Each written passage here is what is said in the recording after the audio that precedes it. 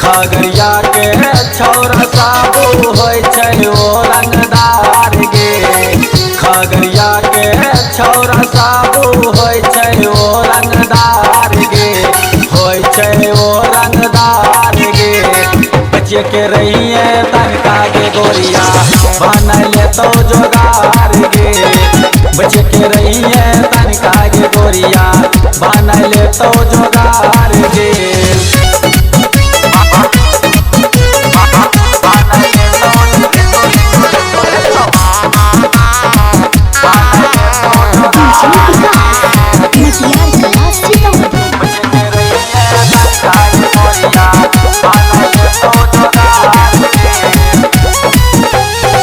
मछली बाजार में डीजे पे नचबे, राजा जनकन्या के नहीं छौरा से बचबे।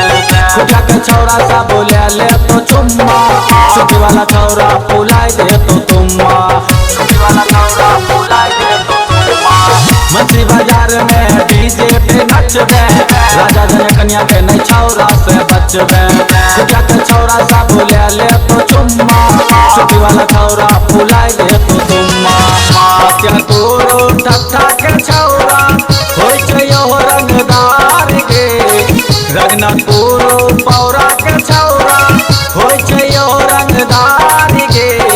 बचिए के रहिए तनका गे गोरिया बनल तो जोगार गे।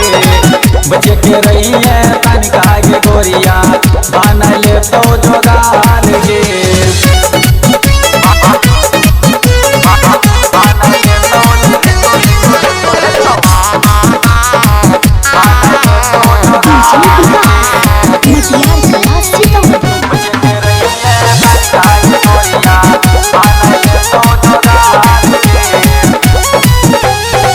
बलिया बाजार में लहंगा उठैतो, मरोड़िया शौक में गर्दा उड़ैतो।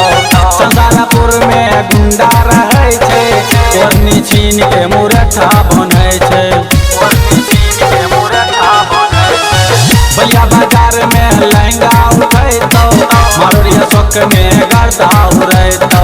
चंदारापुर में गुंडा रहै छै, ओढ़नी छीन के मुरठा बनै छै। मंटू अकलेश बिट्टू राजस बनी जैतो बतारी गे। मंटू अकलेश पिंटू राजस बनी जैतो बतारी गे। बचिए के रहिए तनका गे गोरिया बनल तो जोगार गे।